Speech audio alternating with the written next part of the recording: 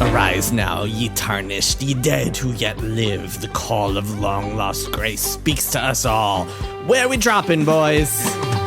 Welcome to Triple Click, where we bring the games to you. This week, we're talking about Elden Ring Nightreign, a new multiplayer game from Software. The three of us have played it. What do we think? Let's find out. I'm Jason Schreier. I'm Kirk Hamilton. And I'm Maddy Myers. And hello. We are back. Hey, hello, my friends. Back again. Hello. We are 1 week away from the release of a new console. I know. Wow. It doesn't feel like it. It does not feel like it. It really And we'll get doesn't. it just in time for Jason and I to already be on a plane to Summer Game Fest. It will be true. arriving on It's our true. doorsteps without us present. And our wonderful wives will be running out and picking up the package and being like, why am I doing this? Maddy, I pre-ordered it at the GameStop around the corner here in my wife's God. name so that she could go and pick it up. I'm just going to be like texting Dina from the plane being like, the package is here. Yeah, Can you go Did it get come? it? Is it here yet? The clerk at my local GameStop recognized me and he was like, oh, Jason Trey. I was like, oh, nice to meet you, blah, blah, blah. I was like, actually, it's not in my name. So please, but you're going to have to put someone else's name. Actually, I here. don't play video games. I'm going to be visiting my niece for her 8th grade graduation in California on the day that it comes. So it will be delivered here, and I think our dog sitter will get it. Oh, nice. Here in Portland. But because they are also a Switch household, they have pre-ordered one. So the first Switch 2 that I'm going to see, presumably, is going to be delivered to them, and I'm just going to have to watch as they play Mario Kart. And Yeah, then they Very won't excited. let you play it covet with them. their console. They No, would definitely never. not. Yeah, I somehow, you just definitely won't be able to play a multiplayer game with No. your nieces. That definitely won't. No, they'll be like, no, Uncle Kirk, you cannot play with us. So, hey, if you want to help us afford to buy Switch 2s, you should become Right. a member of Maximum Fun, the network that hosts Triple Click, the podcast about video games, where we bring the games to you. Go to MaximumFun.org/join, become a member. In addition to supporting us, you also get monthly bonus episodes, including one we just published about the video game Blueprints, where we go in depth on that game's story and puzzles and all the things we loved and a couple things we didn't love about it. And Kirk and I complain a lot about loose ends, and it's a lot of fun. Big spoilers. It is a good Spoilers episode. only. It's really helpful, I think, for some people just to hear Jason give his exegesis on the narrative contents of Blueprints. It helps because me. it is easy to miss so much of it. Yeah, and there's just a point at which, Jason, you just outline a ton of what happens in the story. And I've seen a lot of people saying, it was just helpful to hear that, like just that's to hear good. it all broken down. I'm Yeah. glad to hear that. Just That's cool. Jason saying in order all of the full timeline of Blueprints. the crazy number of hours that I spent on that game have paid off. Yeah. It's paid true. off. You have the wiki basically memorized. I do. I have every single book, Blueprints, Red Prints. I got them all. Jason is the wiki. Right. The wiki is actually just an email form, and you email Jason. Go to MaximumFun.org/join, become a member. All right, Maddy, what are we talking about today? We are talking about a video game called Elden Ring Nightreign that is coming out for you, the listener, at midnight, your time tonight, I believe, or tomorrow, if you wake up at a normal time and play video games then. But we all got it in advance, and we got to play it ahead of time in a pretty sparse multiplayer environment. I will say I'm very curious how this game is going to go once everybody gets to play it, and once I can hit that matchmaking button and not maybe wait for 15 minutes. That is, of course, when I'm not queuing up with Jason and Kirk. The three of us did also make some time to play together. Why? Because this is a 3-player Elden Ring. It is a lot more like a Fortnite or a Destiny Strike than base game Elden Ring. It has a closing circle that moves around you that you have to escape, like Fortnite style. It has a boss that you have to fight at the end. It feels good with 3 players, kind of like a Destiny Strike. It has randomized elements. There's random bosses that generate throughout that ever smallening map that you're on. It's pretty interesting. It doesn't quite feel like Elden Ring, although, of course, it's got all those Elden Ring assets, and it sure does look like Elden Ring. So I would like to know, what do you two think about it? Jason, how much did you play overall, and what are you thinking about this very unusual From Software video game? Yeah, I was really looking forward. The three of us had made plans to start to play a little bit before we recorded this episode, but like the servers are down, so we can't, which is just classic. Yeah, we were going to play more, stuff. but we did what we did. Yeah, it's interesting. It's not, I don't love it necessarily, but it has some really high highs.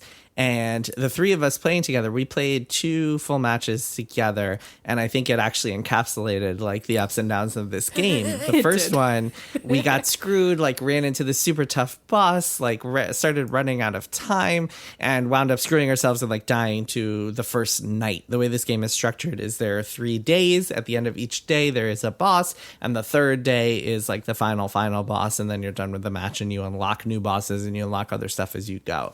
And so that first match was very frustrating for the three of us. And then we started another one. And this time we like had a better path on which we went through, and we got better stuff, and we leveled up on time and geared up and so on and so forth. And then we did much better. We got, I think, to the second night, very close to beating the second night of our match.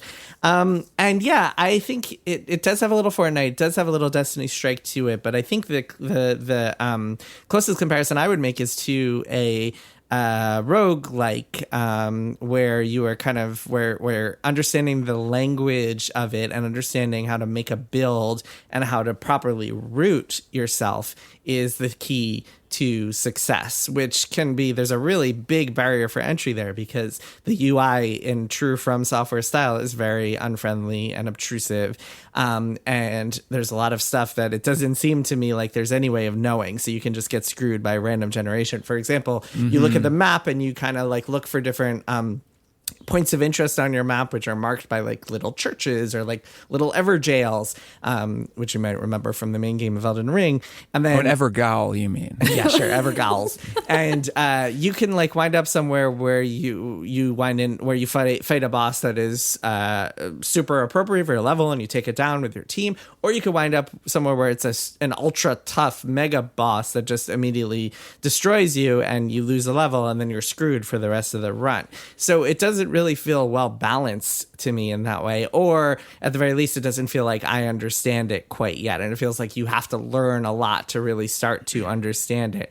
And that is compounded by the frustration of the fact that you cannot enjoy this game by yourself. I've tried. It is not fun to play by yourself. Maddy, you tried too, right? Yeah. Like soloing it. It is not fun. Yeah. And so it's not. you need to either line up the time to spend with 2 friends, and that can be tough if you're like a player like me with kids and stuff, or play with randoms on the internet, which is also not nearly as fun or good because there's no in-game voice chat, as far as I know, where you can communicate with those people. And so the barrier for enjoyment is really, really high. And that I think is going to turn off a lot of people. I have a lot more thoughts, but I'll throw it to one of you to give some initial impressions first. Kirk, if you want to share some. Yeah, Kirk, what do you think? Yeah, so I've played a number of rounds as well. I played with the 2 of you, which was certainly the most fun that I've had, especially because I had some fairly catastrophic performance issues early on that hopefully other people don't run into, though I do get the feeling the game is not the most stable experience. There's some latency issues in multiplayer that we were having, and I saw that mentioned in a number of reviews. You should say how you solved your PC problem. I rebooted my PC. The biggest problem I that was huge. That's a big Elden Ring Nightreign tip. Try rebooting your PC. See if that changes anything for you. Have you tried turning it off and on again? Plug it in. Yeah, there still, though, are a number of latency issues. Like, it'll have the thing where it freezes for a minute and then moves super fast. I was definitely having that, even in our Yeah, match especially during matches. boss fights, which is a really unfortunate time to begin having latency, is when the 3 of you are trying desperately to stay alive against a very difficult boss. So some technical issues for us, and I would imagine there will be some at launch, only because Elden Ring sure had its share of them, and that is a bigger problem in a game as unforgiving as this, because in Elden Ring, if you die, all right, well, you have to go try the boss again. But in this, if you die due to latency or something technical, you lose the whole run and have to start over. I have a lot to say about this game. It is so interesting. I think it puts a lot of things about Elden Ring into relief because it's so very different. I think you've both done a good job already of explaining how it works.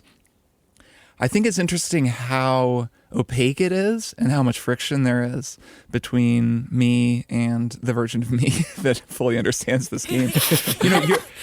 There are a lot of upgrades that you get. It's all fairly complicated, though I'm starting to figure it out. There are, I think, runes that you equip. There are amulets you can equip. You pick up gear as you run through the map. So you'll kill a mini boss and they will drop gear and you kind of choose from a little list of things. But you have to move very fast. And I think that's the first thing about this game that I noticed, and that is a very striking difference between it and Elden Ring. Certainly the way that I play Elden Ring, which is incredibly methodically and carefully. There's a reason that I died 7 times in Returnal, and it's because I go really slow in these kinds of games, and I take my time. So in this game, you cannot go slow because there's this ring of fire circling you, and it really comes on fast. I mean, you drop in, and then you have a little bit of time to kill mobs and hopefully get a level or two. And then, boom, it starts closing in on you and you've got to go. You've got to run. And mobility is also not great, I don't think. You can run, but you don't have torrent. You can jump up walls in a bizarre wall climbing system that is funny. It just feels like a mod or something. It's barely a new mechanic. It looks almost like the game is breaking as you sort of bounce up the wall really awkwardly. It's a far cry from, I don't know, some of these more mobility focused multiplayer games. It just looks kind of janky and feels a little bit janky, and you feel kind of slow. So you're trying to outrun this fire and move really quick. And then you're being faced with these constant decisions about your build as you try to pick up different items. And it's very hard to tell sometimes what is good and what isn't good. Some item will have like a certain type of dragon fire modifier attached to it, and another one will have a different type of like dragon's heart attached, and I just don't really know what anything is. Sometimes you're trying to level up really quickly or grab an item and you have just seconds until you're going to die, so you have almost no time. These are all points of friction that I think will be ironed out by lots and lots and lots of play and eventually a fluency in the game and in your character build. So I was just struck by that, given how your average multiplayer game like this really tries to onboard you. They really try to show you everything. They work super hard on the UI and the whole experience to make it so that you can really quickly level up and understand the kinds of choices that you're making. This game is not interested in that at all. And I guess that's the end of my thought. I do want to mention one other thing that we haven't mentioned yet for anyone who hasn't read about this game yet.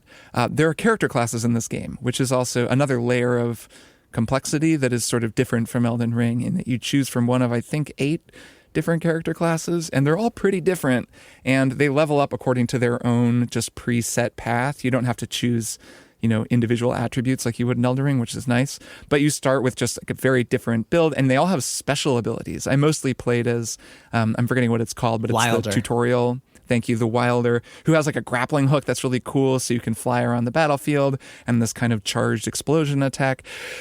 That's cool. I mean, I like the idea of learning a different character class, though, again, that's a lot more friction because you have to learn what weapons pair well with that class and, how you should be leveling them up and sort of building them out as you work through the game. And the learning, that presents an issue. The learning combined with the time restraints. So, okay, for each class, you can play around with them in this kind of hub area, which is you are just by yourself and you can chill and you can upgrade and do all sorts of stuff with them and get story stuff. You can also spar a little bit in this little training area, but you can't really learn a character class until you take him or her on a run.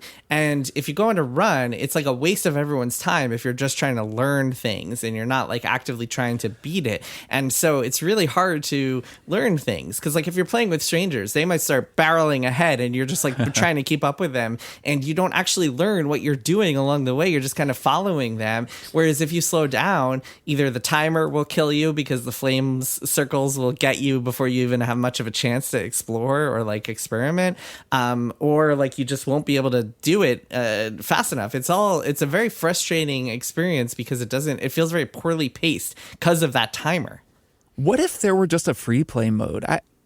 Wouldn't that be cool? I'm thinking out loud here, but what if there was just a mode where you could just load in with 3 friends and it was just the first day forever, maybe, and you could just screw around. And like the circle never closed. Yeah, the whole map is just open and you could just go mess around and like experiment with your character and you don't make progress exactly, but you just can explore and figure things out. That would help. Maybe that's against their design goals because it would allow you to become too familiar with the map, and they want you to play it a bunch of times. But I could see that being pretty fun, at least for me. Yeah, I mean, I'm kind of thinking about how easy they make Fortnite for your first match. Like, everyone knows this. They purposefully put in a ton of bots for you the first couple matches so that you win. And part of that is because they want to grab you. Like, the developers are like, we'd like you to keep coming back and continue playing this game. And like, I guess the most From Software aspect of this game is that they're like, we don't really care if you have a horrible time. Oh, so you bought our game? Well, fuck you. You get here. You might just get killed immediately. Which, speaking of, can I tell you two this story about how I did go about beating the first boss before the three of us even queued up together?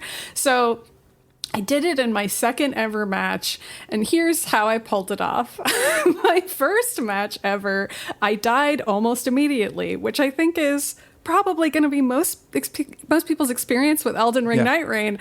I queued in with two complete strangers. They immediately were running at breakneck speed, and so I never saw them again. Like, as soon as we like landed in our three eagles from the sky, like, those two guys were gone, and I was like, I don't even know where they're going or why. Like, I just got here and like I couldn't keep up on any level. I was like slowly, methodically like going around the map, and then just eventually died to the fire, and they never came back for me because I'm sure they were just like, she doesn't know what she's doing. So I'm like, okay, I don't understand this game. That's like 2-3 minutes total of my life. So then I go into my second match ever, and this match is going to conclude with me beating the first boss, which is absurd. So I queue in with two strangers, and out of the kindness of their hearts, and this is another classic From Software thing, so I will credit them, they just decide to carry me for the entire game, like, you know, wordlessly, in the way that people do in these kinds of games, where like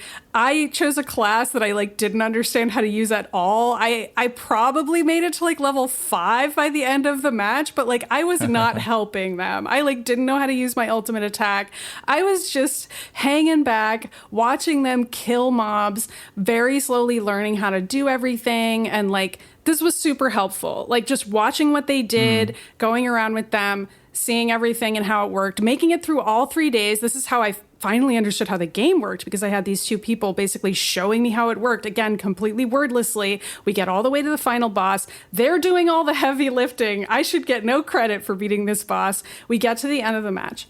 And then, who should DM me on Discord but former Polygon staffer Tyler Culp to say, was that you, Maddy? And yes, it was. Oh, nice. It turns out I was playing with two people that I kind of know, because I was playing with Tyler and a guides writer from PC Gamer the entire time, looking like a full idiot. Like, I was not playing well at all. And I was like, thank you guys so much for literally just teaching me how to play the game, because I never would have gotten that at all. And so I guess the lesson here is like, you got to play with somebody who's going to be patient with you, either because they very literally recognize your gamer tag and they're like, we're going to help Maddy play the game, and then DM her afterwards and be like, you're welcome, we helped you play the game. Or queue in with two people that you actually know, like Jason and Kirk, because it's going to take you a long time to figure it out. Like, you just aren't going to be able to figure it out with two strangers that run at a breakneck speed ahead of you. I don't know. I feel like that'd be almost impossible, right? Even if you do, it's way less fun when you're playing with strangers. I think what I mentioned highs before, the best time that I had playing this game was when the three of us were playing. We were on voice chat. We like beat the boss and we were like, hell yeah, we're all cheering each other on, rezzing each other, doing teamwork. Those are the moments where the game succeeds. And I think if people are kind of are in a situation where they can easily just jump in and spend a bunch of time with two friends playing over and over again, which I think is a tall order. It's a tough ask, because this isn't the type of game where you're just like online a lot and like you're running into buddies who you can do stuff on your own, and then you run into buddies and they're like, hey, let's do a strike, the way you would in Destiny.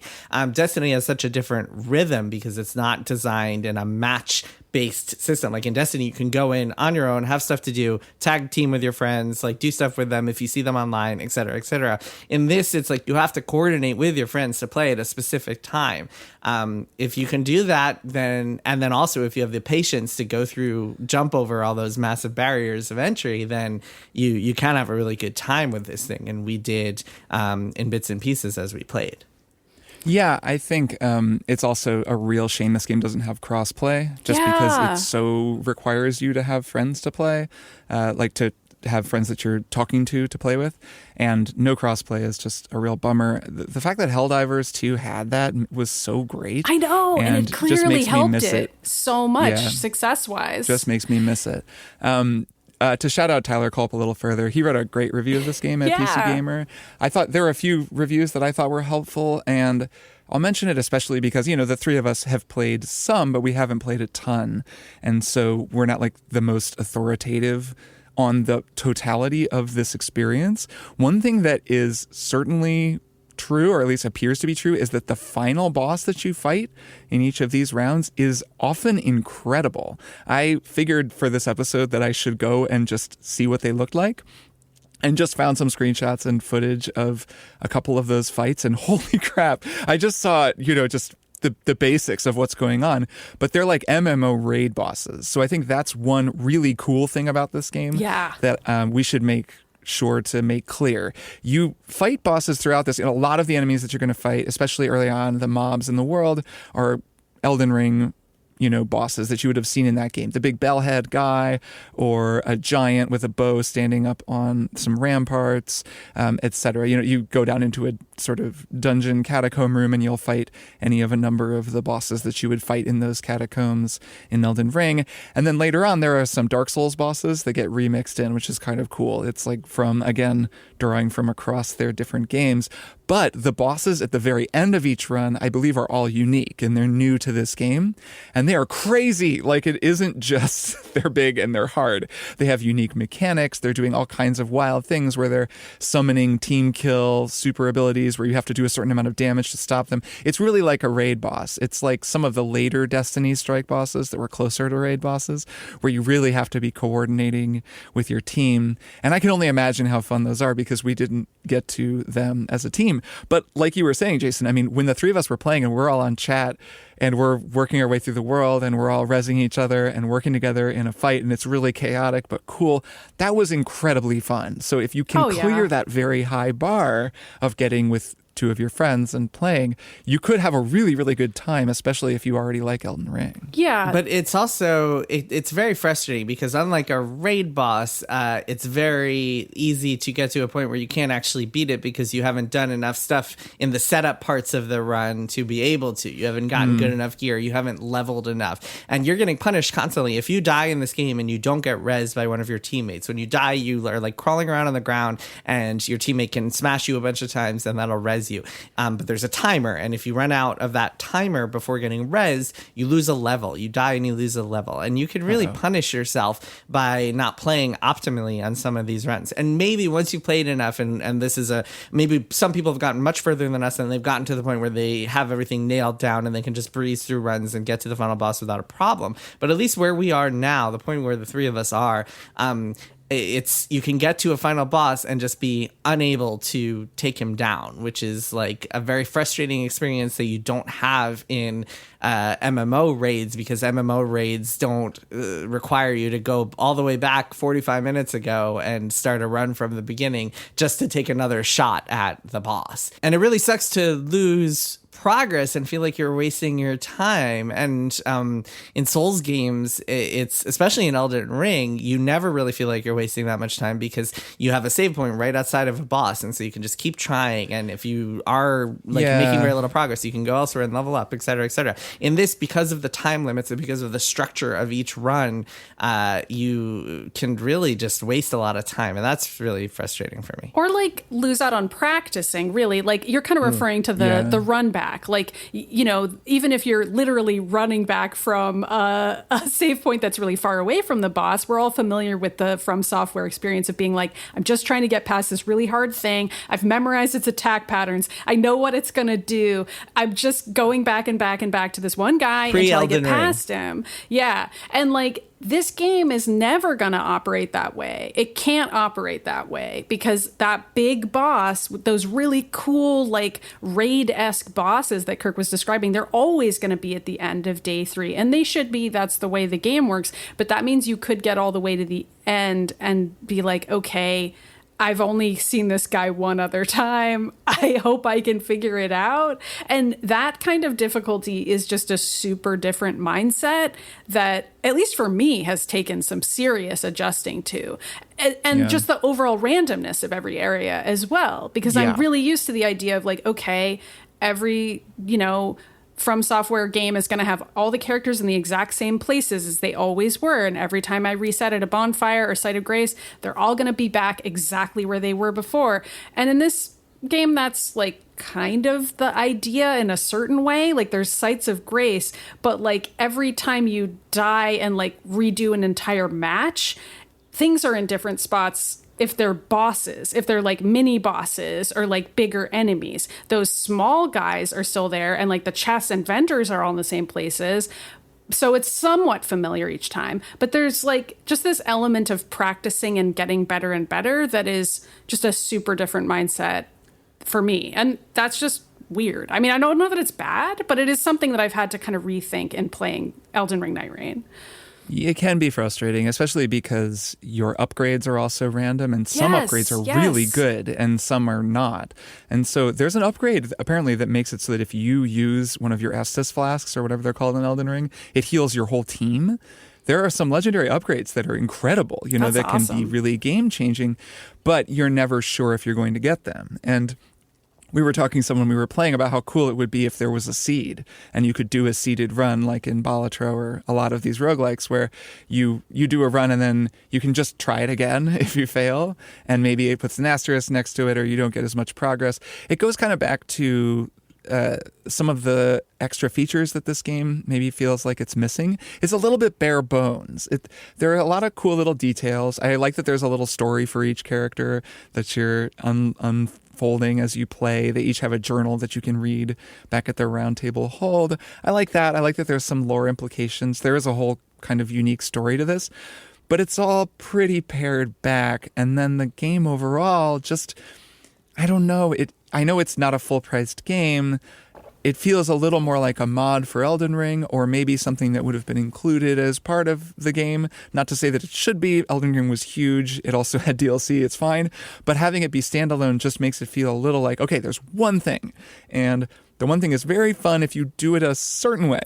And that's kind of it. And there's just not really any of these other options. And I could see them adding them. It'd be cool if they did. But then again, the game is going to be sold to people now without those features. So I want to talk a little bit about that randomization you mentioned, Maddy. So the way this game is structured is, like I mentioned before, it's a roguelike essentially. And so you have a limited number of time to choose how you want to build out your character. And so you see a bunch of icons on the map and you can go. You have to kind of decide which ones to go to.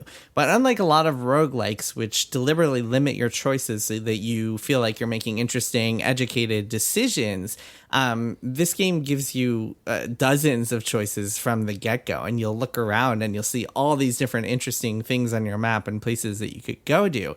And again, maybe once you've been playing for 20 hours, you'll have a deep understanding of exactly where to go and what the optimal path is. But at least from the beginning, in those early hours of playing this game, it's very difficult to even know if you're making a good decision. And that can be a really frustrating thing where you don't even know what your options are, let alone which is a good one or which one will get you X thing and which one will get you Y thing. And then you add the randomness of like, oh, this boss here could actually be a super powerful enemy that's going to ruin our entire run. And it becomes really frustrating to have to deal with when you're planning out your route and trying to figure out how to optimally like get through a run. And then on top of that, you feel like you're being punished if if you take the time to slow down and like contemplate. Like if you look at because of the way the fire works and because that circle is going to close in on you after the first, I don't know, 5 minutes, 10 minutes or whatever, Pretty fast. It's very fast. It's like when you get to after you beat a boss, it'll usually drop this little orb thing that'll let you choose between three options, and they can be weapons, it could be shields, it could be abilities and powers and stuff like that, or stat boosts or whatever. And you have to make that decision really quickly because otherwise you're punished. And sometimes the wall of fire might be heading your way. Sometimes you might be cognizant that like you're wasting everybody's time if you just stand there like thinking too much about your decision. And that can be really frustrating because again, there's just so many potential options and so many potential builds you can go with. It's just like, it's such a learning curve that there's really like, I enjoy the learning curve of a game like Elden Ring because I can slow down and think. And to your point earlier, Kirk, you can be contemplative about it and you can really take your time and optimize your strategy and learn levels and really just like sit there and think. And the time limit here, I don't know, maybe if I really sink into this game and play a ton more, maybe I'll grow to appreciate it. But at least on first blush, I really find it off-putting. Yeah, you're kind of reminding me of how clever. I mean, I know we talk about Hades all the time, and it's not just us, but like how clever that design is in terms of giving you super limited choices early on. They do spread out. They do get overwhelming, especially your first time through, because you're like, I don't know what the symbols on each of these doors mean. But eventually you're going to be like, okay, there's a pattern here. Every time I click on a door that has this symbol, I actually get this same set of enemies or this same power or the same type of conversation with this NPC. That's interesting. And you could even take notes on it if you want. And then that becomes familiar, even though the moment-to-moment combat of Hades is extremely fast and you do need to rush, quote unquote, and really like get through it in order to not die or perform poorly. You are still observing the environment as it changes, and like you have certain clues you can pick up on. In this game, something that I remember you were saying, Jason, when we were all playing together was just how obfuscated our choices were. Like when you're just looking at the map, you're like, I don't know if when we head to that area, whether the boss is going to be at our level or not. We just won't know until we get there. And maybe we can just kind of scrape our way through if they're a little too hard. But sometimes we would end up with a boss that we're like, well, that was really easy. And so it kind of, I feel like there needs to be a predetermined path in a roguelike that like levels you up as you go really cleanly. It can't just be an open world and a roguelike but that's kind of what's happening here in a weird way. Well, it's an open world and a roguelike, and it's on a timer. Yep. And the timer is definitely the probably most defining element of this game. It is, and likely the most divisive. It's the one that makes it feel the most different to me, because Hades, as a point of comparison, is a really helpful one. Because, yeah, when you're in the middle of a fight in Hades, the only decisions that you're making are how to avoid enemies and how to kill enemies. And then you get to, a hub area. Take a breath. Yeah. Where you're buying upgrades or you're having a little bit of a narrative beat. There's nothing rushing you. You're not going to die if you don't make the decision quickly. You can think, okay, hang on. So I'm doing this build. Oh, but I could actually switch builds right now. This is a great Maybe point. That'd be a good idea. Oh, we're going to take a gamble here and I'm going to switch over to Athena because that'll give me this better shield ability, whatever. And those, that pacing variance makes the game a more dynamic and just comfortable experience. This is not that, and I think that's very interesting. I really don't, we're being very critical here because this game is very strange. But I do want to stress, first off, of all the reviews I've read, a lot of them are making the same complaints as us, and they're also all saying, but like it works, it's fun, because it is, and it does. It works some of the time. It has moments where it works. It can be fun if you're with two friends and you're all kind of in it for the wackiness and some of the comedicness of a FromSoft game. Right, and my specific point here is that, yes, it works according to its certain stringent requirements, but also that it is just very specific. They are doing one thing, they are not doing a whole bunch of things, and it's just not really a game that's interested in letting you in or giving you familiar rhythms, because I've never played a game like this before that pushes you this resolutely and quickly in one direction, and that forces you to quickly and constantly make these snap decisions all the way through, which I think some players will probably find exhilarating, and it's certainly different. I think it could, for me at least, I feel like it could be more exhilarating if there were other things the game did that like made it more accommodating. And I know that like I think there is a level of charm in From Software games just being like deliberately obfuscating and obtuse and just kind of like hiding things from the player. I'm fine with that a lot of the time. But in this game, I mean, just as an example that the three of us were talking about yesterday, there's this wall of fire, the circle fire that encloses on you and is your time limit, and that's like these blue flames. And then there's also these kind of like slip jet things. I forget what they're called. They're these like elevators essentially. You press them and you leap on them, but they look like the blue fire, and it's just like the most annoying thing because you find them and it's just like, oh, I don't want to go in there. Oh wait, actually I can. That's just a little thing. Also, the map is just absurd because you can't zoom in on it. You can open it appears on your screen. You can kind of navigate it, place waypoints, so you can be like, hey team, let's go over there. But like so many of the icons on it look exactly the same, and it's so hard to just, you really have to squint and like get close to your screen to be able to tell them apart. And there's no like UI on the map that tells you what they are. It won't be like church, it won't be like castle or whatever. You just have to kind of figure it out. And furthermore, there's no pop-up, there's no like radial in game for dropping pings or quickly communicating with people. So you do have to go to that map in order to do a lot of waypoint dropping. I wonder if they're going to change that. Yeah, although the map is in game, you do it while you can do it while you're moving. It's live. But yes. Right, but still having something where you're just looking around and you're able to just really quickly drop a pin on the thing you're looking at would be pretty helpful. Yeah. That feels like such an obvious change that I could actually see them implementing it quickly. I will also say, I do wonder if once the game is out for everyone, if there will just be social conventions that develop that are very positive. I'm sure there will be. I think that could really change the way that people feel about this game in a very positive way if just certain people learn these maps. And I know this is the From Software fandom, or at least a certain segment of it that I choose to engage with, where it's just people who are like, I just want to carry somebody or like help out with a specific boss, and like that's the thing I'm into. I'm just gonna only spawn on this map. Like this game is very friendly towards that kind of pro-social behavior. And that is also a From Software design ethos. And like, even though Miyazaki didn't make this game, it does feel very Miyazaki coded to have a game that's like, people need to help you. You can really only play this with 3 people, and it's not going to feel that.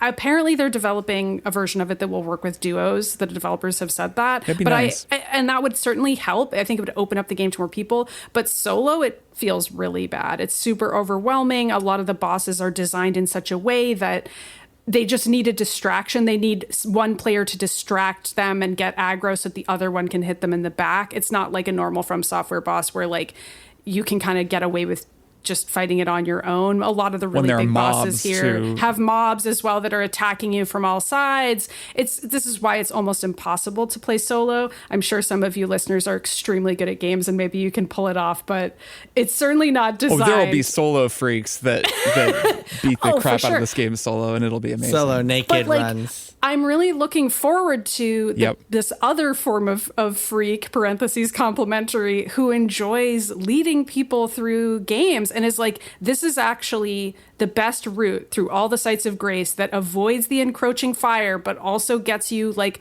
pretty good boss power-ups along the way and will be ready every time for the boss. Like there will probably be a meta that emerges for every area, and then like guides that tell us what that meta is. It's just, we're not there yet. We're not in the version of the world yet that has all those additional things, and the game doesn't come with them, and it probably never was going to, because it's a From Software game. They're going to make you figure it out. Yeah. I think it just comes back to obfuscation plus the time constraint for me. Like, the obfuscation of a FromSoft game is one of the defining elements of those games. A lot of things are obfuscated. The way the game works, the story, it's this really interesting, opaque experience. And if you have the time to just sort of sift through it and experience it, that's one thing. But the minute you put a time constraint on it, it just completely changes the experience. And I think the collision of those two things is this game's defining element. And it's something that I'm sure some people will think is cool, but it's also something that really makes it very specific. And it just makes me think of how From is always putting some limitation on their games in a way that feels slightly unsatisfying or a little bit frustrating. I mean, Bloodborne had this multiplayer mode that this reminds me of a little bit, where you could go into those chalice dungeons with a friend. I can't remember if you could do those with 3 people or if it was just with 2, but it might have actually been, I think it's actually 3 players. So it is pretty similar to this. And it was this fun mix of PvE exploration where you're going through the chalice dungeon together and then there's a boss. But it was also kind of limited because the worlds, the chalice dungeons were kind of repetitive. They weren't as cool as the world, and they still had, they weren't as cool as the game world. And it still had the limitation of, you go into the chalice dungeon, you fight the boss, and then your friends despawn and you have to redo matchmaking, the same as in another From game. Meanwhile, in Elden Ring, everybody just wanted to play that game with their friends. They just wanted to get some friends together and just walk around this big, cool open world. And you almost could do that. I kind of did that with some friends, but it was always this weird thing where you're really supposed to be fighting a boss, and then once you fought a boss, you got despawned and you had to redo matchmaking, and the matchmaking was this whole insane process where you had to drop items in the world and whatever else. So they just never quite give people what they want. And even in this game, there isn't this, time, like no timer mode where you can just mess around and just have fun for a while with your friends. It's like, no, there's going to be this crazy restrictive time limit where this fire chases you into a boss fight within, 15 minutes or something. And you need to be leveling up and you have all this stuff that you have to be doing, so you just can't relax. So it's another very specific From experience, which is on brand for them, but also is on brand for them. I think the timer is one thing. The fact that it's a timer that also locks out parts of the world is really what makes it just kind of like puts the shitty cherry on top of it funnels you of the Sunday, because it's like shitty cherry. Because you can't even go back. Well, okay, because it's like, well, you can go back on the second day to like the same areas, but the point, but in a game that's like about exploration, as a series that's about exploration, it really restricts you because it makes it so that exploration can't keep happening. You can't keep exploring, and it's really not fun to be in the middle of a dungeon or something, or a boss, and have the boss really down to a sliver of health, or like be just at the end of this little dungeon area, only for then to the fire to come and lock you out of it because you happen to be 30 seconds too slow or something like that. There's definitely some tension there, which can be enjoyable, I suppose, but I don't know. I found it more frustrating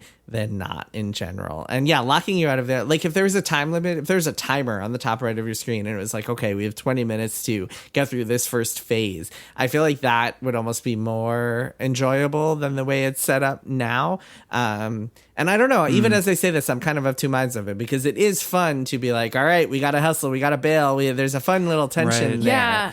It's such a certain energy that is also exhilarating, as Kirk keeps saying. Like, once we kind of got it for the second match, we were all like working like the cogs in the machine, being like, okay, next site of grace, let's go. Everybody pick your power-ups, hurry. And like alerting each other if the fire was coming and one of us was stuck in a UI screen, still picking their little power-up and like pensively contemplating what they were going to choose. And we'd be like, go. Like there was some fun involved in that, but it's also stressful. So yeah, there is that. It's kind of, it speaks to the dichotomy of this game. Like, and I think the reviews speak to this too, in that, I mean, I mentioned at the beginning, high highs and low lows, and I think sometimes it's both at once, and you're just kind of like, I don't really know how to feel about this game, because on one hand it's exhilarating, on the other hand it's extremely frustrating, and I wish that the design wasn't this way, but also I'm getting these great moments out of it. So I don't know, I think it'll be interesting to see if any of the three of us, or all three of us, like have the urge to keep playing even after we're done covering it for this episode.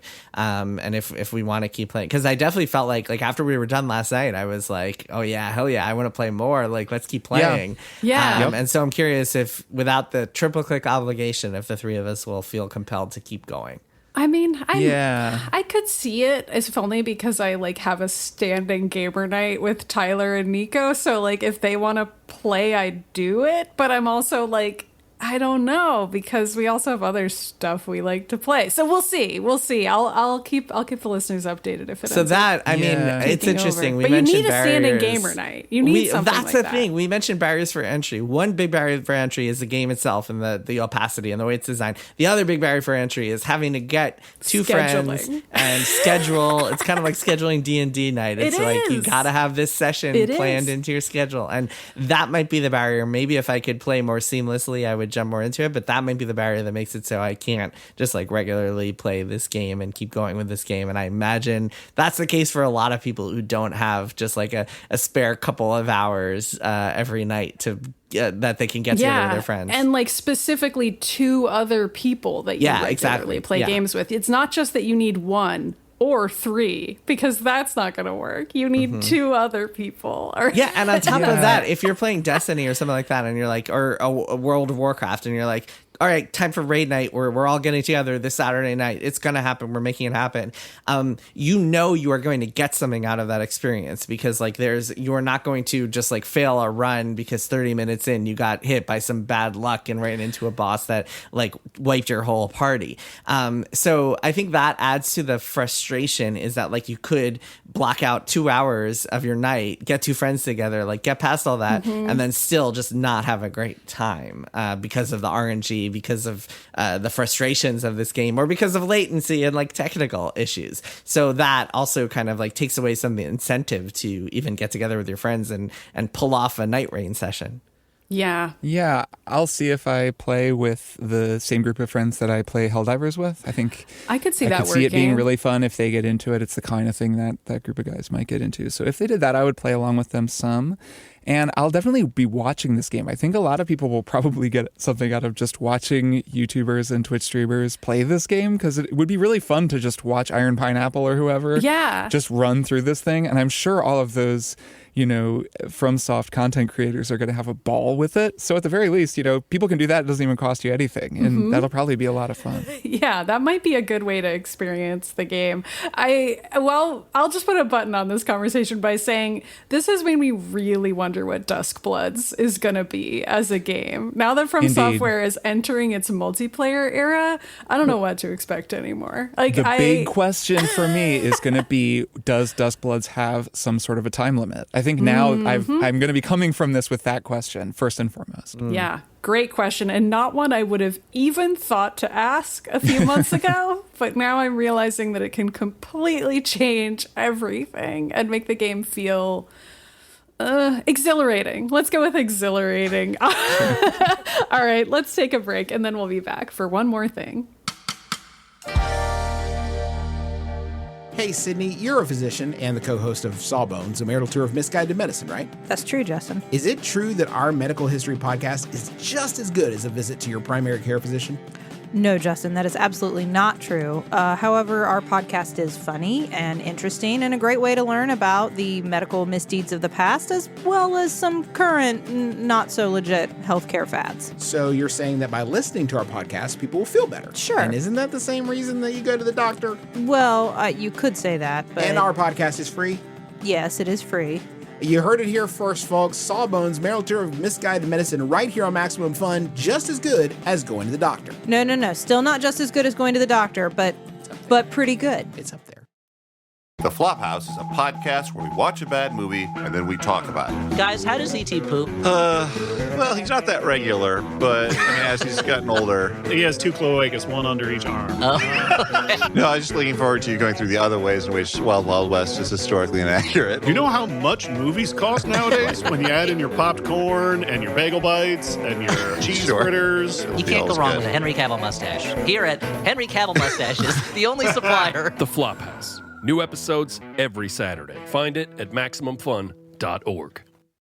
And we are back. I'll go first because I'll be quick. I've really pretty much been playing this video game. So the only thing I'm watching on television right now is trash, which is to say that I've been watching Gordon Ramsay's Kitchen Nightmares for the first time. And we're a big Gordon Ramsay fans Yes. in this house. We've watched a lot of his shows, his network of shows. And I just wanted to note, we did try to go back and watch Hell's Kitchen, which is I believe the very first show that Gordon tried to do here in America. I think he also was pretty famous in the UK before that even, but like you can kind of get a sense of like where he got to start with Hell's Kitchen. And I really don't recommend it.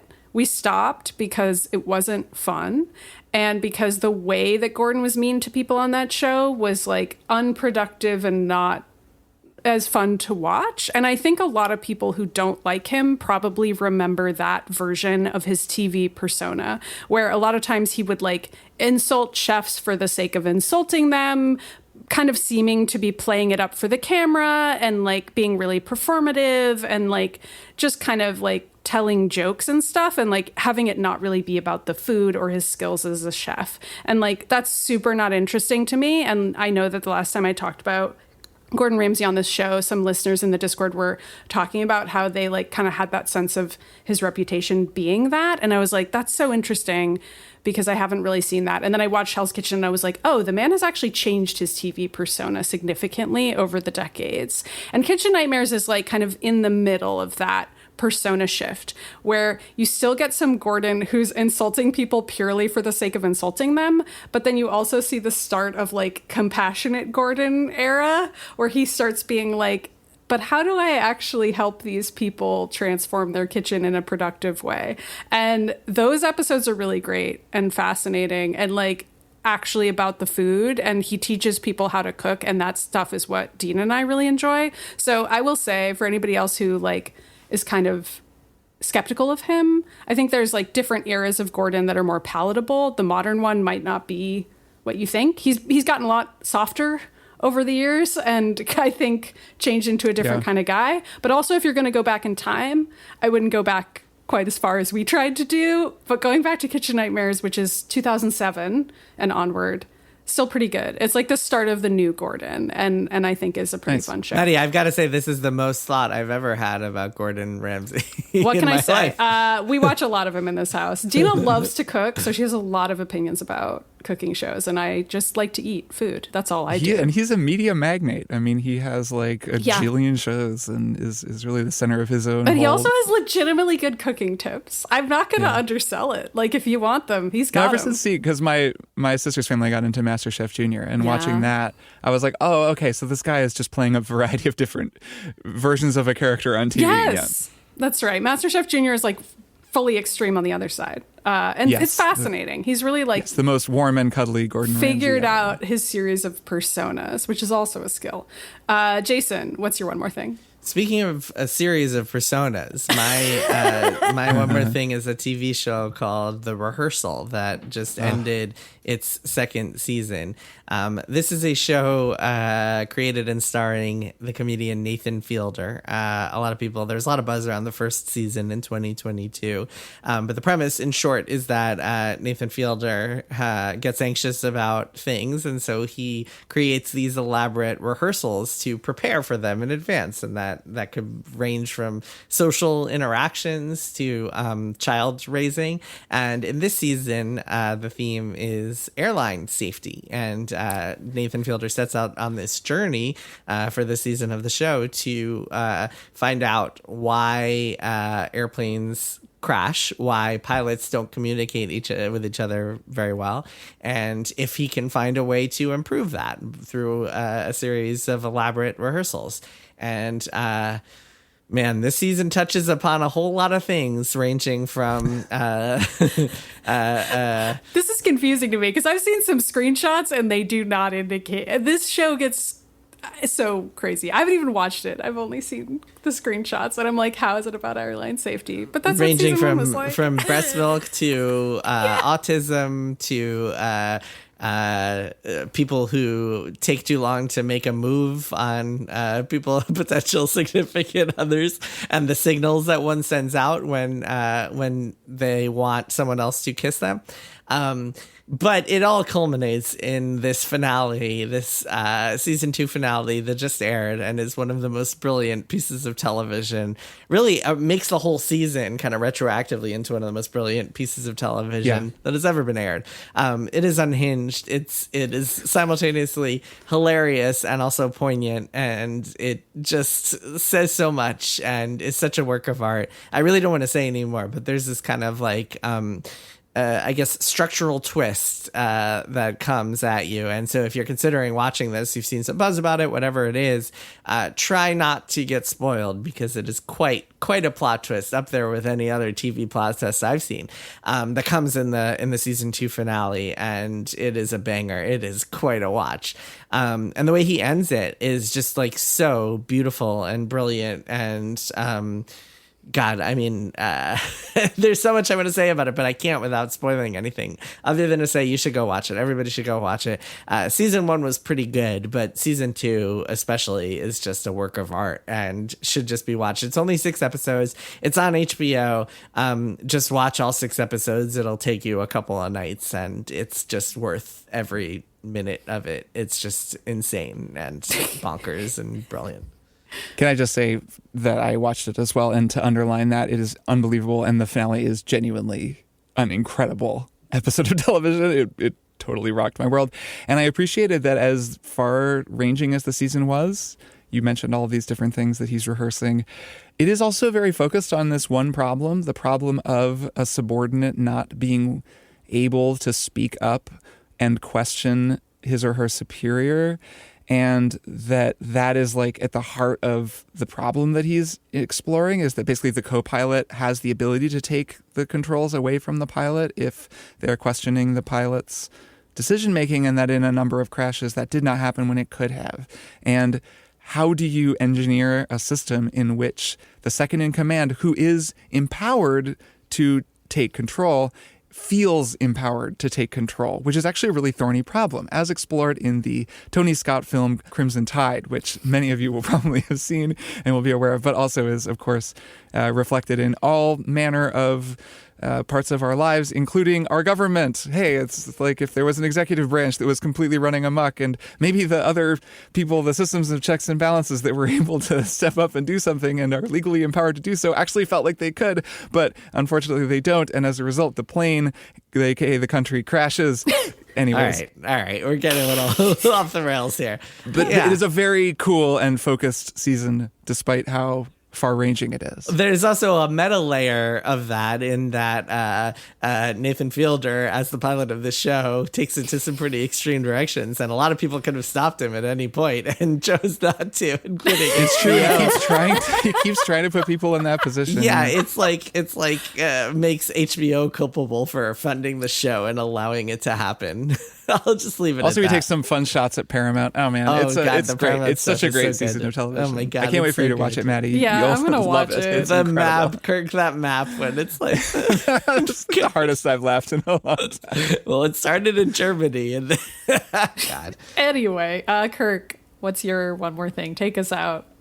My one more thing is a show that I watched the first 2/3 of on a couple of flights that I was on this weekend. It's a good flight TV show, I would say, called Your Friends and Neighbors, which is airing on Apple TV Plus. It is about to have its season 1 finale, so I haven't gotten that far yet. It's all right. It's like a pretty sordid, fun, kind of cheap thrills show that I had a perfectly good time watching. Though it got me thinking a little bit. So to just explain what the show is, this is a Jon Hamm vehicle. So it's already going to be fun because Jon Hamm is great and he's fun to watch. He is a hedge fund shark who is incredibly successful and wealthy. He lives outside of New York City and, works for a big hedge fund. He is married to Amanda Peet. They have 2 kids. They have a massive house. He has everything. He kind of tells the story in voiceover at the beginning of this show of how you finally can afford your own life and you're making presumably millions and millions and millions of dollars every year. And he is finally made it. And then everything comes crashing down. Amanda Peet cheats on him with his best friend.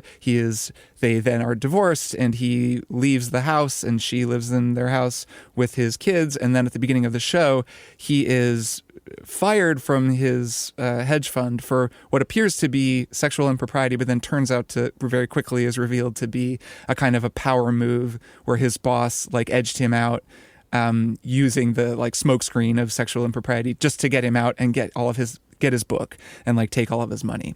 So John Hamm is left immediately with nothing. Super over leveraged. No one knows that he's lost his job. He has debt. He has all of these massive financial obligations because, of course, if you're that kind of wealthy, you also just have 1 billion recurring payments. And so he has to figure out how to start paying for things. And he begins private school, tennis lessons, house payments. Yeah, they do a lot of the listing of all of our expenses. Right, it's like those articles that would pop up and be like, we make $400,000 a year. Here's how we're broke. Do you guys remember that? They would pop up on CNBC sometimes. How we barely just get by. I can only think of the drill tweet with the candles, but yeah, same idea. Yeah, I think it's a commonly explored idea now that you can have a lot of money and be completely over leveraged and not be able to afford your own life. It's not like the candles thing, because it's actually you look at it, the breakdown, and at first glance it kind of seems reasonable. It's oh, okay, it's here are some things there, and then you're wait a minute, it's $10,000 a year just on vacations. What? Right, we're hiring a professional tennis player to give our daughter lessons. Right, exactly. That's the type of lifestyle, and I know people like this, and in fact, this show is set in Westmore, it's called, which is based on Westchester, the New York suburb where I live. So it's it hits close to home in some ways for me, even though I do not, this is the country club lifestyle is not mine, or people I hang out with regularly, but I do know people in that world. So it's fun for me to watch too. Yeah. So the big twist here is that he loses everything and he begins breaking and entering and stealing things from all of his friends. And then in the process, he kind of begins to see them in a new light, and he begins to understand this world of wealth and, the sort of various facades that his friends put up, and, sort of see through it all and kind of puncture this increasingly apparently empty American dream that he was once at the apex of, but actually was really empty to begin with. It's an okay show. I think it's not great. I think what's so interesting about it is that it feels quite a bit like American Beauty, but like an American Beauty that came 15 years later. The composer's name is Dominic Lewis. He's done a good job.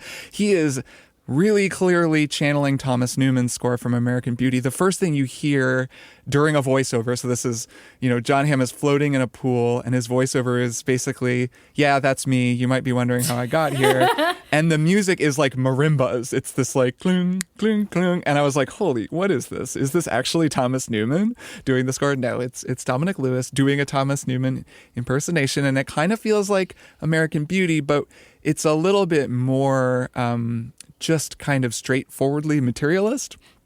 It at times looks like a car commercial. There are a lot of camera techniques where, I don't know, someone will be in a car driving to the city and the camera will do a zoom out to a kind of horizon shot that is accompanied by a sound effect. The way that it looks and moves is very slick. And then overall, I think the show can't quite shake its fascination with these marvelous things. Every time John Hamm breaks into a house and he steals a watch, they do a little ironic commercial for the watch where he explains this is this watch and it's, actually costs $500,000 and they only made this number of them, or this is an Hermes bag and you have to do all this stuff to get an Hermes bag. And it's, like a lot of these kind of wealth porn / critique shows, it is both, it's having its cake and eating it too. It's showing you all of the obscenity of this kind of extremely wealthy lifestyle while critiquing it and showing it as empty. But at the same time, you're really kind of watching the show because it's like a bunch of hot middle-aged actors having hot illicit sex with one another, and him breaking into these fabulous houses and stealing these incredibly beautiful, cool things. And so, I don't know, it's kind of trying to do this social commentary where I actually wish the show was more of a crime show. I think if they focused a little bit more on his criminal operation and him learning how to be a better thief, I think that would be fun. And that's kind of more the Breaking Bad side of it than the American Beauty, our lives are so empty even though we have everything part of it, which leaves me a little bit more cold. And it's also interesting because I'm reading Long Island Compromise, Jason, the Taffy Brodsner-Ackner book, which is so interesting and fantastically well written and so similar to this. I think it's another exploration of very wealthy people living in a very similar part of the country. It's looking at wealth from all these different points of view. Of course, it's a book, so it is able to go deeper on character, but also I just find that what it's saying about wealth is so much more nuanced that I think the shallowness of the show, which isn't necessarily a critique, is just brought into relief by the fact that I'm like reading the book at the same time as I'm watching the show. They're almost complementary because they're doing such different things. So I think it's a pretty fun show. I'm looking forward to how it ends. I'll probably finish it. It was perfect for a plane. Now that I'm home, I'm a little like, I don't know. There's other things I'd rather watch, but I think I will finish it. It's pretty short. It's very easy. Yeah, to watch. And it's a fun time. It's a good enough time to at least finish the season. I think it's interesting. You mentioned wealth porn, which of course makes me think of Succession, which is like the ultimate like wealth porn show. And a show that had no interest in showing wealth as being something cool or like desirable at all. But I actually think it's a really interesting contrast because in Succession is a show where the characters involved are so rich, they're billionaires with a B, that like wealth is never something they think about. They will write, like Roman will write a check for $1 million like as a potential to dangle in front of this poor kid and not even think about it. Like they're flying around on private jets and like living in a world that is like almost a different world. They're living in a very different world than the rest of us. And I think it's interesting to contrast that with the characters, the kind of upper crust of your friends and neighbors, because they are very much living in a world where they have to worry about money because they're all over leveraged and because they're like keeping up with the Joneses is a very heavy-handed theme there, but it is very real, where it's like you feel like you're poor even though you are very clearly not. You live in this house that is worth $10 million and you have a Hermes bag and like a collection of the highest end Rolexes and all this stuff, but because all of you are making a salary or you are making like hedge fund money, you are not making like capital B $1 billion money. You do not have that kind of wealth. So I do think it's an interesting contrast because it kind of shows you how there's one plane of wealth where money is not something you ever think about or worry about and earthly concerns are not really yours. And then there is another where you are obscenely rich, but like you have to work and you have to think about that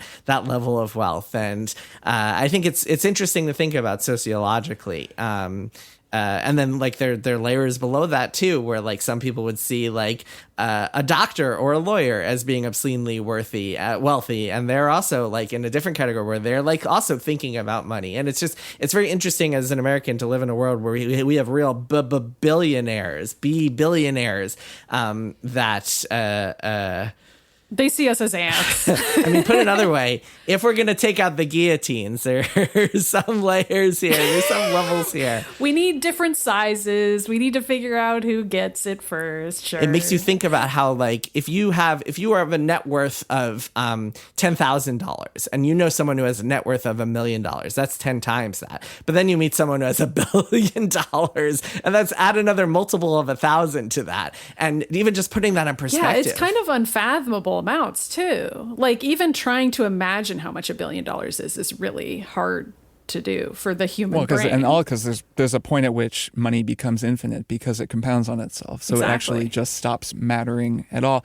Yeah, I mean, I think that's an interesting comparison socially and an interesting artistic comparison to compare Succession and Your Friends and Neighbors, because they are very different. And I think that Succession really successfully sidesteps the materialist concerns and the wealth porn angle, partly because of the world that it's depicting. They are so wealthy that wealth is just the water they swim in, and you never even get a sense that anything is unusual. They never really appreciate or admire anything around them, even as they take private jets and helicopters and go to these fabulous estates.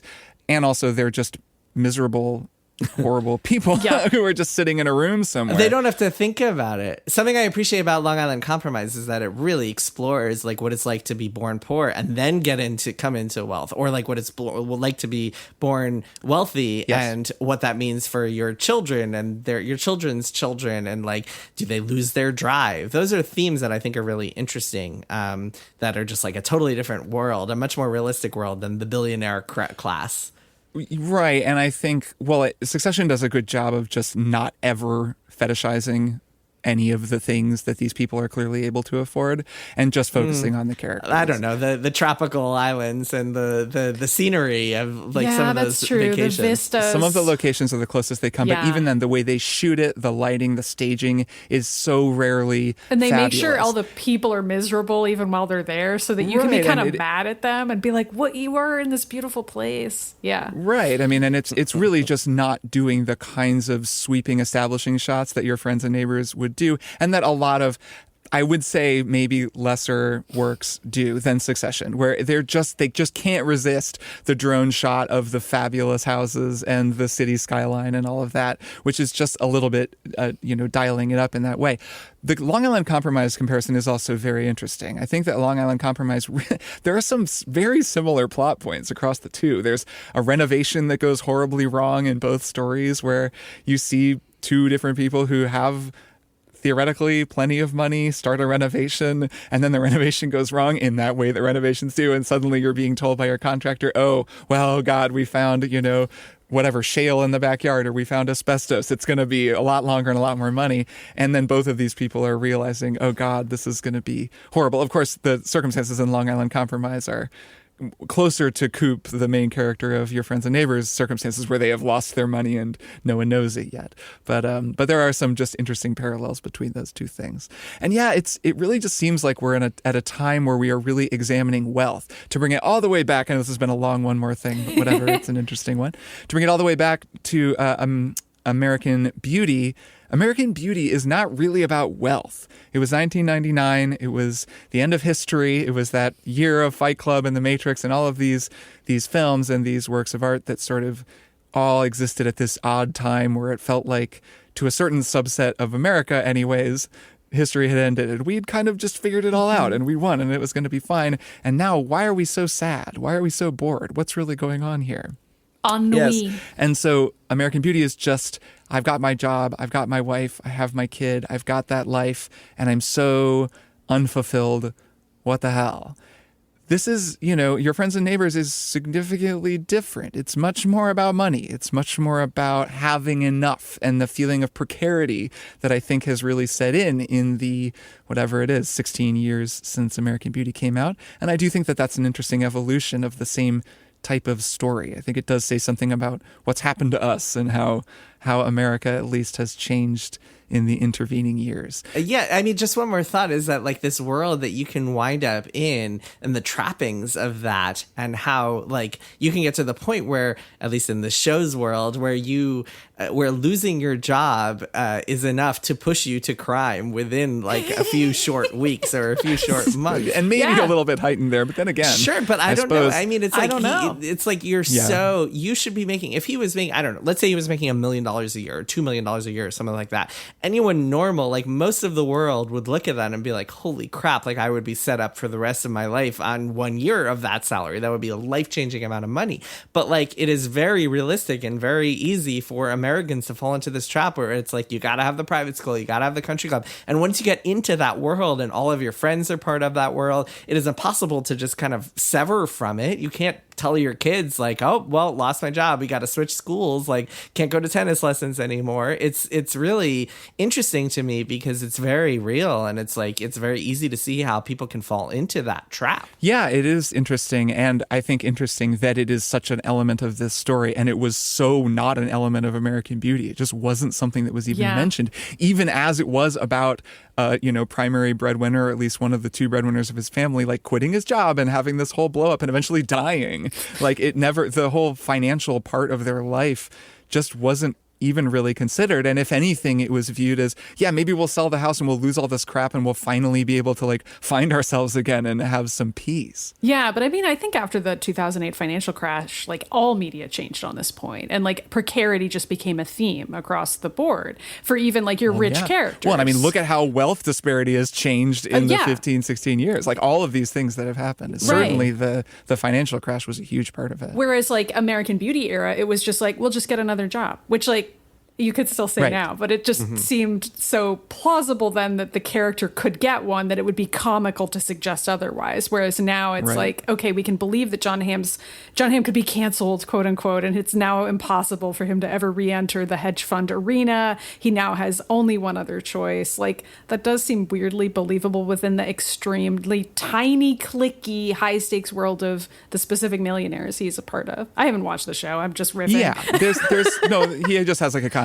that means he can't work for 2 years. And they've contrived to put him in this position. Right. But that contrivance works to create a sort of heightened, crucible for him to then be in the middle of, which then makes for good drama. And I could see why they did that. The theme that precarity just never goes away, even when you think made it, is so interesting. And so current, so modern. Yeah. And I think relatable, even for like us normals, to be I'd rather watch a show about precarity. At least I understand what that feels like. It's so interesting. Like, I think that you look at like Silicon Valley, right? And a lot of people like wound up getting jobs at these FANG companies where they're making crazy amounts of money, and maybe think that they're set for life. And then here comes AI, and that's about to just like all tip over because of that. And these people who thought they were like established and maybe bought houses in San Francisco and are like in this same kind of world that's depicted in the show now might be in the same city, might have to go to steal their friends and family stuff. Yeah, it sounds like a great option to just pivot to stealing from your friends. Yeah, so I would say it's like a B show that leads to A conversations, as evidenced by this one more thing. It's perfectly fine, and it will definitely lead you to have some. I'm higher on it than you are. I like it more than you do. Fun thoughts. No, also, Olivia Munn is in it too, and she's great. I do. Yeah, like she's her. having fun, and Amanda Peet. It's nice to see her in something again. It's got a good cast, and of course, Ham is the best. He's pretty good. He's all right. He's pretty good. He's pretty, and he's pretty good at acting. That's, All right. Well, that's my one more thing. Yeah, I mean, I guess we can stop talking about your friends and neighbors and bring the show to a rolling stop. Extra bonus episode at the end Just of this. a little extra, a little bit of a little mini extra bonus. for you, for all you listeners, the listener, and that's what we give you here at Triple Click. We just, you never know what you're gonna get in this week. This is what it was, and next week, who knows? More of this. I will see you both next week. Yeah, see you both next week. See you next time. Bye. Triple Click is produced by Jason Schreier, Maddy Myers, and me, Kirk Hamilton. I edit and mix the show and also wrote our theme music. Our show art is by Tom DJ. Some of the games and products we talked about on this episode may have been sent to us for free for review consideration. You can find a link to our ethics policy in the show notes. Triple Click is a proud member of the Maximum Fun Podcast Network, and if you like our show, we hope you'll consider supporting us by becoming a member at MaximumFun.org/join. Find us on Twitter at TripleClickPod, send email to tripleclick@MaximumFun.org, and find a link to our Discord in the show notes. Thanks for listening. See you next time.